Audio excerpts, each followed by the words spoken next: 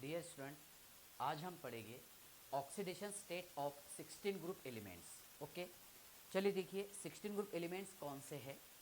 16 group elements है oxygen, sulphur, selenium, tellurium और polonium. Okay, देखिए oxidation state generally 16 group elements का oxidation state कहाँ से कहाँ तक के होता है। चलिए ध्यान से देखिए, फ्रॉम -2 से लेकर के +6 तक के। कहाँ से कहाँ तक के? -2 टू +6। ओके, देखिए जिसमें ऑक्सीजन का ऑक्सीडेशन स्टेट -2 होता है इन 99% केसेस में। 99% केसेस में ऑक्सीजन का ऑक्सीडेशन स्टेट -2 होता है। For example H2O।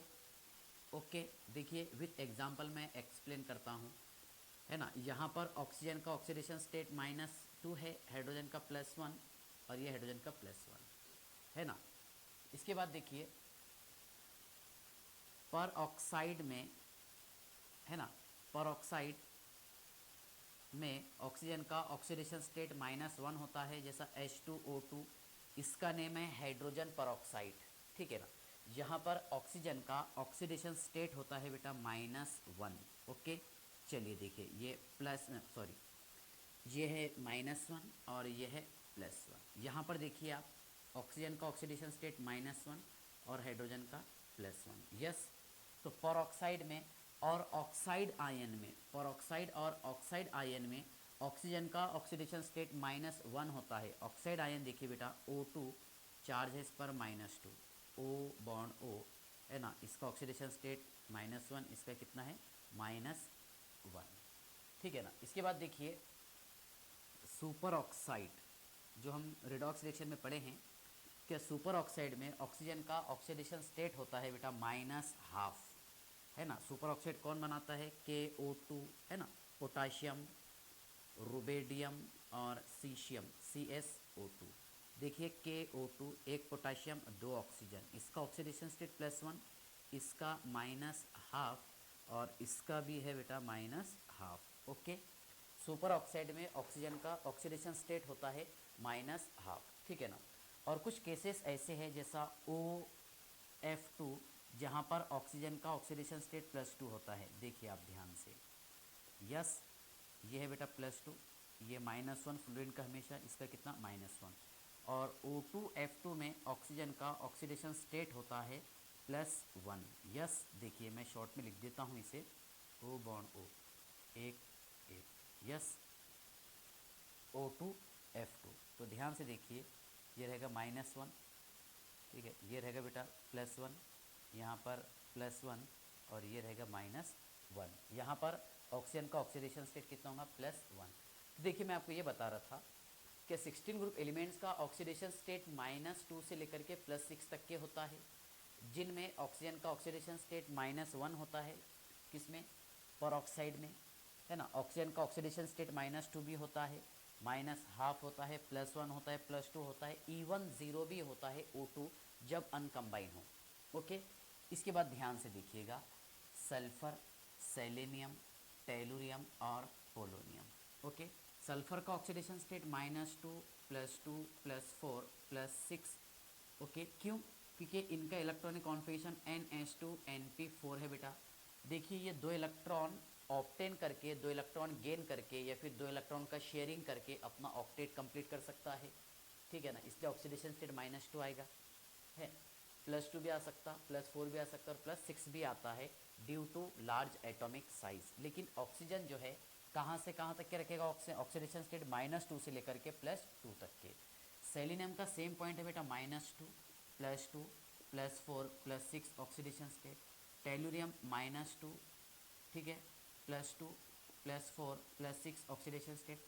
पोलोनियम ये -2 ऑक्सीडेशन स्टेट नहीं बताता, कौन सा बताता है सर? फिर ये +2, +4 और +6 ऑक्सीडेशन स्टेट बताता है।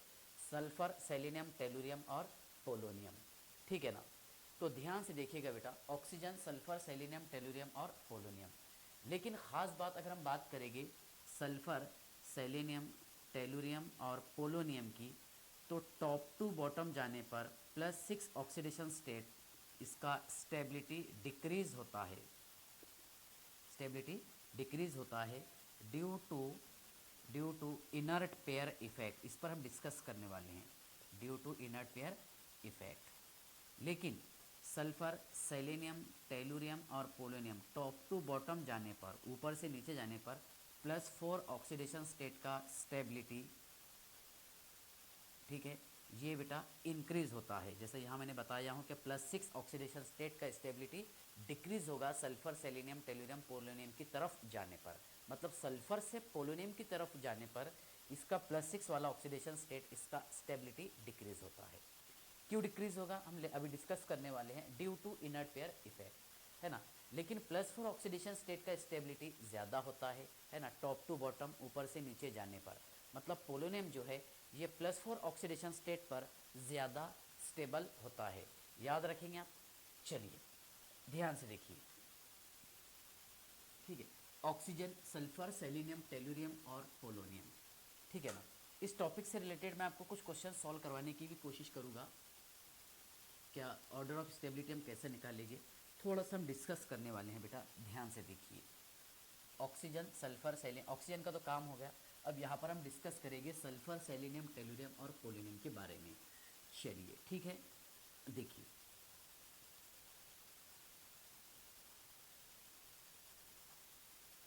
हाँ, देखिए सल्फर, सल्फर 16 है, सेलेनियम, सल्फर, सेलेनियम, टेलुरियम और पोलोनियम। ओके बेटा ध्यान से देखिए, ये कितना है, ये है सर 34, ये है 52 और ये है 84। यस, देखिए इसका electronic configuration Ne 1s2 2s2 2p6 3s2, yes 3p4 और 3d0। देखिए बेटा यहाँ पर मैं ऑर्बिटल्स बता देता हूँ, 3s 3p और 3d। ओके ठीक है ना, ध्यान से देखिएगा, 3s 3p 3d।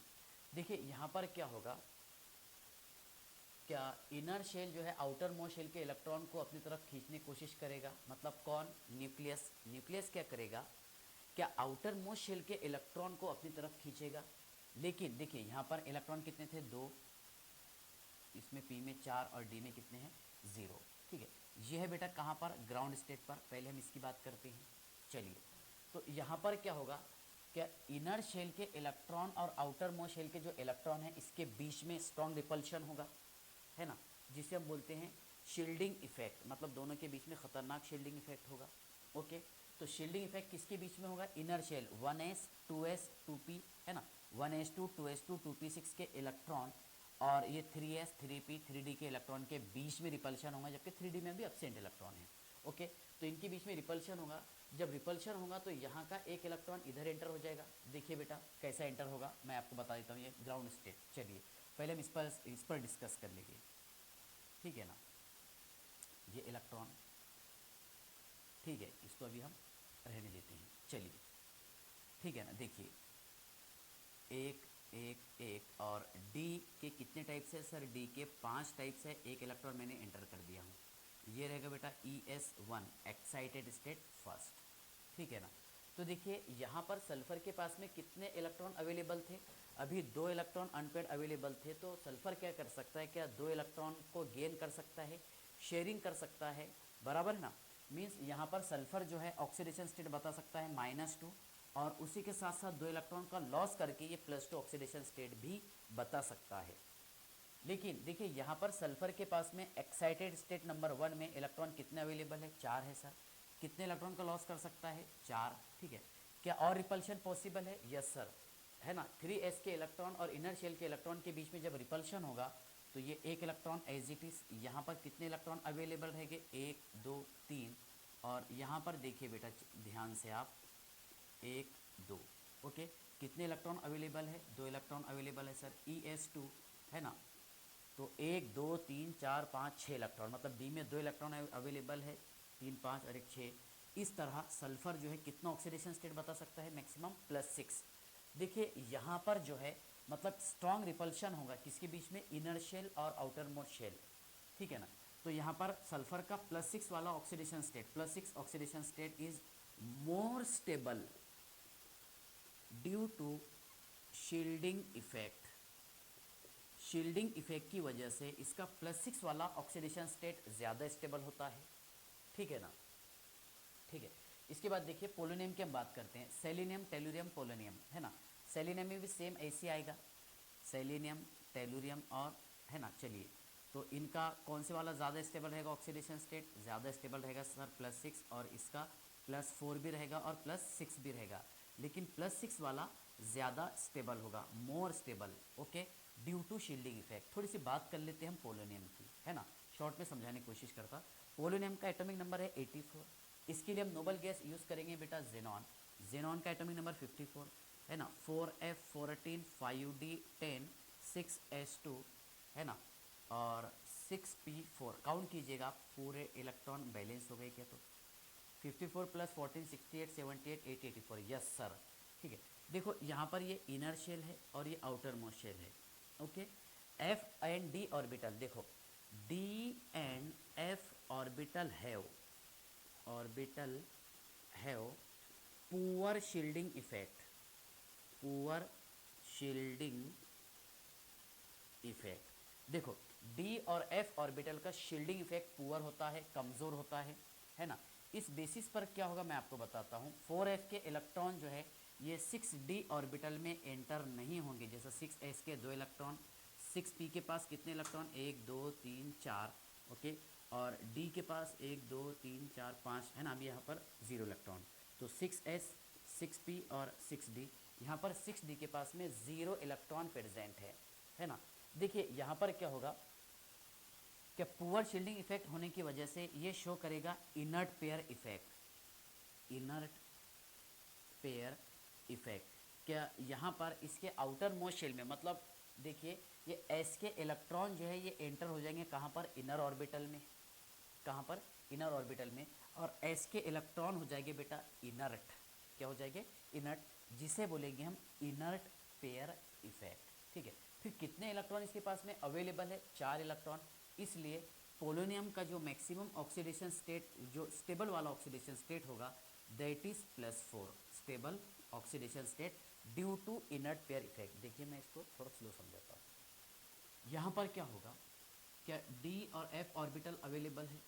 अब इनर शेल क्या करेगा? आउटर मोस्ट शेल के इलेक्ट्रॉन को अपनी तरफ अट्रैक्ट कर रहा, मतलब कौन? न्यूक्लियस, है ना, इलेक्ट्रॉन को अपनी तरफ अट्रैक्ट कर रहा। अब D ऑर्बिटल और F ऑर्बिटल का शेप जो है बहुत ज़्यादा स्प्रेड होने की वजह से, डिफ्यूज होने की वजह से, है ना, 6s के इलेक्ट्रॉन जो है कहाँ पर एंटर हो जाएंगे? इनर ऑर्बिटल में, इनर शेल में, बराबर है।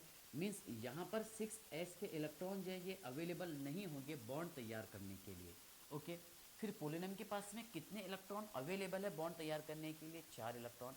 इसलिए पोलोनियम +4 ऑक्सीडेशन स्टेट पर ज़्यादा स्टेबल होता है due to inert pair effect, है ना, क्योंकि यहाँ पर s ऑर्बिटल ये अनआयोनाइज्ड हो गए, है ना। क्यों हो गए?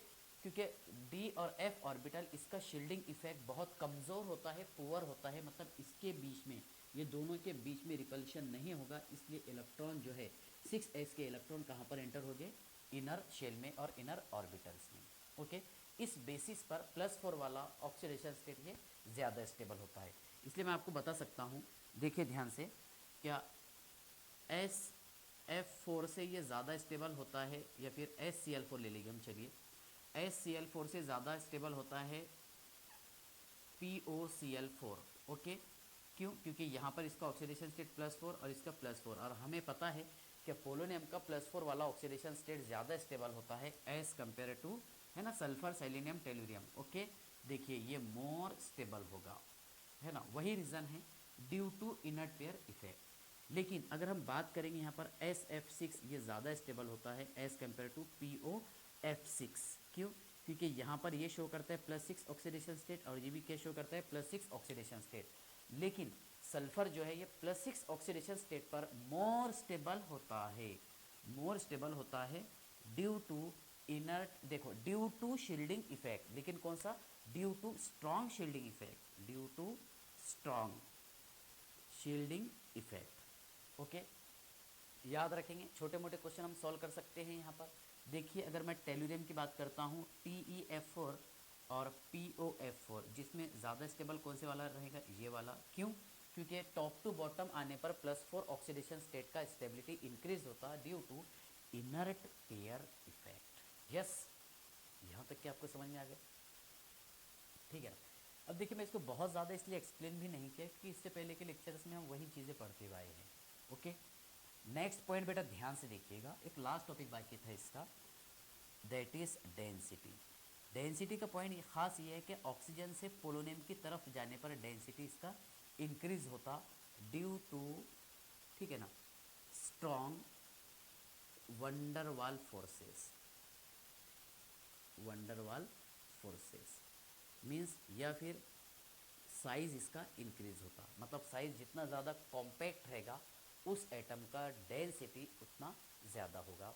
तो in short we can say that in 16 group elements as increase their atomic number from oxygen to polonium, then its density also increases because van der Waals forces increases means size is also increases therefore or that's why polonium has strong density as compared to oxygen।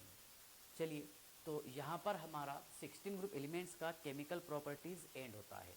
अब next lecture में हम लेके आएंगे, देखिए chemical trends, है ना, इसके बाद में हम लेके आएंगे इसके केमिकल रिएक्शंस कौन कौन से हैं।